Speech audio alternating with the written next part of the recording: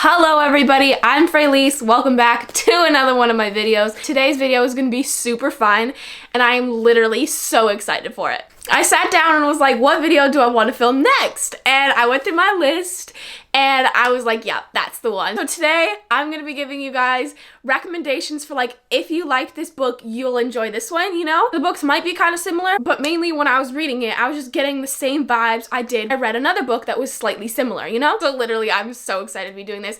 I've spent about 6 months on this list. So before we get into it, please don't forget to like, comment, and subscribe. Your support is so appreciated. Let's do this. Okay, so how we're gonna do this is I'm gonna have the books on both sides of the screen. I'm gonna tell you guys a little bit about book 1 and then about book 2 and then a little bit about the similarities. So the first one we have is the Devil's Night series by Penelope Douglas. This one is so popular and I know a lot of people either love it or hate it. I loved it. If you love this one, I think you'll love the Obsidian Brothers by what's her name? By Delaney Foster. I was gonna say Delaney, I don't know why. Recently, I read The Obsidian Brothers, and it's actually a series, but there's only 2 books out. I'm so sorry to do this to you. I think the third one is on its way. It's setting up to feel like it will be like at least a 5-book series, so I'm sorry, it's not out yet. These both just gave the ultimate spooky season vibes, if I'm being honest. Let's talk about the Devil's Night series first, even though I have a feeling a lot of y'all will already know what it's about, but either way, this follows the 4 horsemen, as they're called. We have Michael, Kai, Damon, and Will, and they're like super popular at their high school. They're like heroes of the town, you know? Every Devil's Night or Halloween, they have like a night where they just do whatever they want to do, and they wreak havoc, and they have fun, and it's really fun to read. So one Devil's Night, a lot of shit goes down that affects all 4 of them. Something tragic happens. We see them, I think it's about 4 years later, as they like start to deal with what happened. And I'm being vague because there's a lot of plot in there that I don't want to give away. It's not like uber traumatic. I kind of made it seem like it's uber traumatic. It's not really. It's just a lot of plot that you have to read the books to understand. Loved it. This is a 5-book series if you include the 2 really short novellas. So now we're going to talk about the Obsidian Brothers, like, I want to say trilogy, but it's not quite a trilogy, but I know there's books coming, but there's only 2 out right now, and actually it doesn't leave off on too much of a cliffhanger after that second book, so don't worry too much. Instead of Devil's Night, this one is Mischief Night, and so it's like a similar event, super like under wraps, really popular, and there's like so many myths around it. Similar to the Devil's Night series, a whole bunch of the plot goes down on one infamous Mischief Night, and it affects the entire series. I'm super confident that there's gonna be a 3rd and at least 4th book.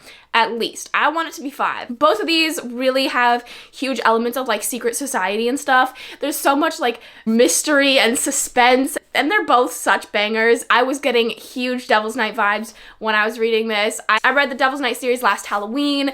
I think this one would be so perfect for spooky season as well. So, I mean, it's up to you if you want to read it now or you want to save it to get the real spooky vibes. I love these both. They're definitely super similar, and honestly, I can't say which one is better. I enjoyed them both so much in their own right. Okay, and the next 2 are Drive by Kate Fields and Serenading Heartbreak by Ella Fields. I'm just gonna say, these won't be for everybody. These are both love triangles, so if you're a love triangle hater, maybe skip on to the next one. I'll be honest, I read these a bit ago. I remember fully loving them, and I know I will still love them, but the details of the plot are a little bit hazy. But what I do know is the plot loosely follows the like, we fell in love when we were childhood friends, or in Serenading Heartbreak's case, I fell in love with my childhood brother's best friend. Did that make sense? And then something happens, and it's really emotional and tragic, and then it's second chance, but it is a love triangle, and I'm not gonna say who they end up with because that would spoil the entire book. So they loosely follow that plot, and they actually both have rock star heroes. So in both these books, the heroines fall in love with the like first love interest, the childhood love interest, and they are both rock stars, and then they both come back, and then it's like second chance, and it was so good. Y'all know I have a thing for rock star romance, and both these gave that a lot. But also, I mean, it's a love triangle, it's super emotional, it's second chance, but is it because it's a love triangle? So not too heavy on the rock star, but still. I loved these both. They're both really emotional, and they both really took me for a run around the block. I think I actually teared up for both of these, and I don't do that ever. I think I have 6 books in my whole life I've ever cried over. These are two of them right there. But they were so good, so like I really recommend them too. But just know they're super emotional and they will make you cry. And if they made me cry, then I think they'll make you cry. Okay, and then I actually have 3 books that are really similar. But I read 2 of these in the span of like a week and then one at the beginning of the year. And I was like, oh my god, they're literally the same plot.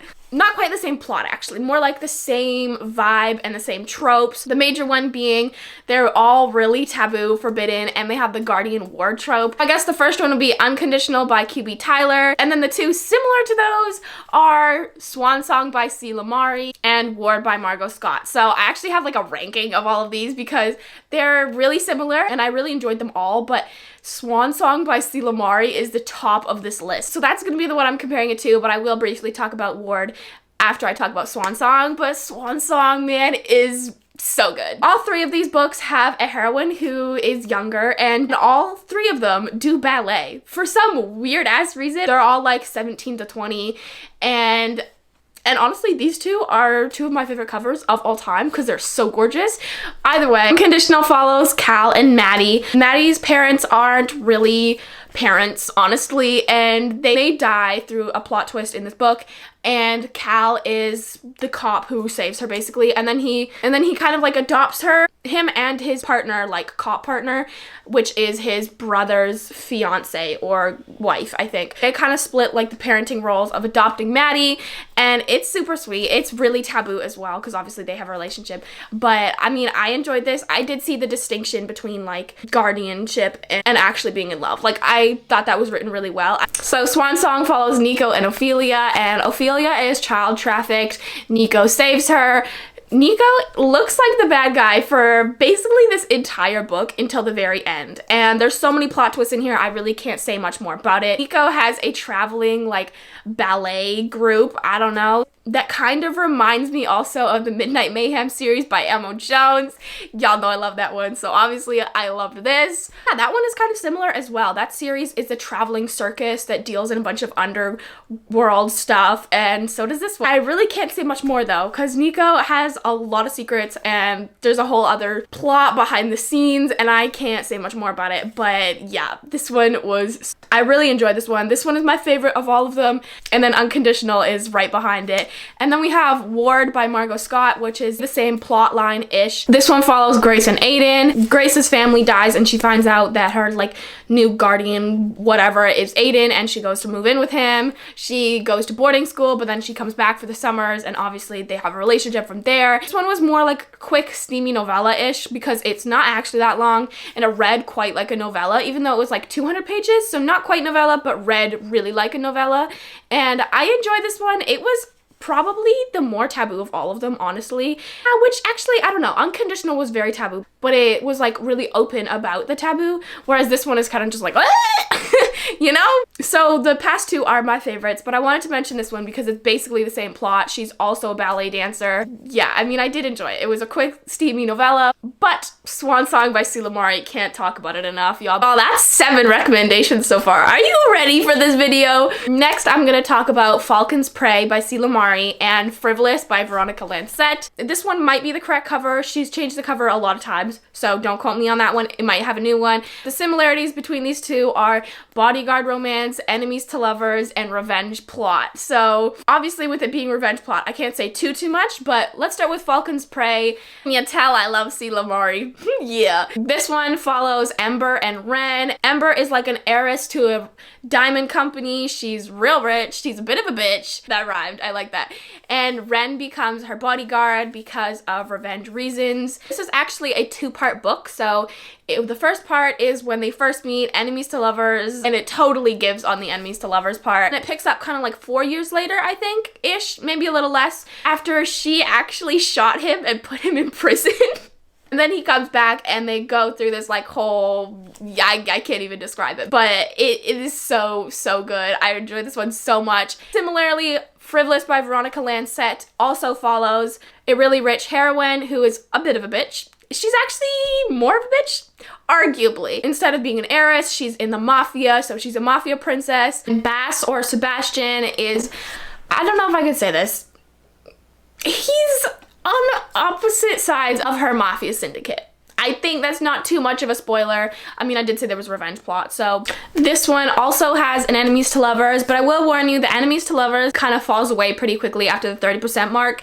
But up until then, it was totally giving. And a huge part of the end plot is groveling. And when I mean groveling, I mean groveling. So like 30% of the end of this book is groveling. So if you really love that, this one is for you. I don't read too many bodyguard romances, but these both made me want to try out more. These were so good, really similar. Definitely if you love this one, you will like this one. Next one, arguably my fave. If you like the Souls trilogy by Harley LaRue, which I know everyone was obsessing over during Halloween. I mean, I did too, who am I to talk? You will love the Black Sunshine duet by Karina Halle. I'm sorry, I do not know. But these two honestly were two of my favorite reads from, and I read like 40 of them, okay? Souls trilogy is paranormal. I'm not gonna do a very good job at explaining this, okay?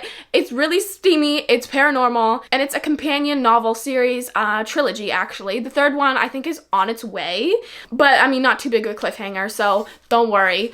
But basically it follows each character's running from like the Dark One or something like that, which is like a monster inside the earth. I don't even know, okay? I don't know. And there's like so many deadly paranormal animals that are trying to kill them, and I don't know. I don't read too much paranormal, but this one made me fall in love with paranormal, honestly. It's still really confusing though. Like, will it ever stop being confusing? No. So yeah, this one is really kinky and really steamy as well.